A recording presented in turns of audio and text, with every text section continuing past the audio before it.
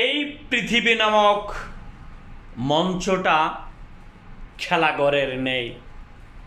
তুমি খেলার জন্যে তাকে অনেক সুন্দর করে সাজাবে, নিজের মন মতো তুলি দিয়ে আঁকবে, খেলাঘর বানাবে, পিচটা সুন্দর করে সাজাবে, বোলিংটা যেন সুন্দর করা হয়, শটটা যেন সুন্দর করে হয়, বাড়িটা যেন সুন্দর হয়, দেয়ালের আঁকাটা যেন সুন্দর হয়। কত সুন্দর মঞ্জিত পৃথিবী, অট্টালিকা, কিন্তু খেলা শেষ, ধাক্কা মেরে নিজেই ভেঙে দেয়। দত্তেরিকা কি হবে, অনেক সময় নষ্ট করেছি। আরে ভাই, এমনইভাবে তুমি সুখে থাকো, দুঃখে থাকো, কষ্টে থাকো, আরামে থাকো, অসুস্থ থাকো, সুস্থ থাকো, ধনাঢ্য থাকো, গরিব থাকো, যে কোনো অবস্থায় থাকো না, নামাজি থাকো, গির্জায় থাকো, মন্দিরে থাকো,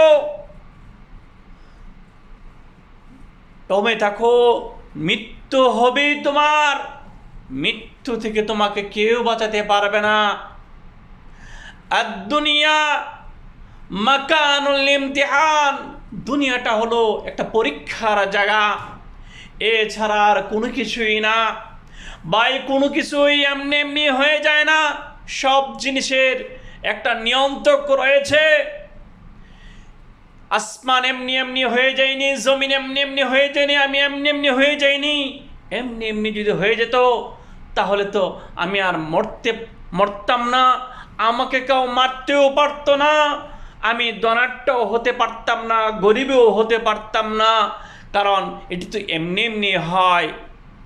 তাহলে এই খেলনাঘরকে সাজিয়ে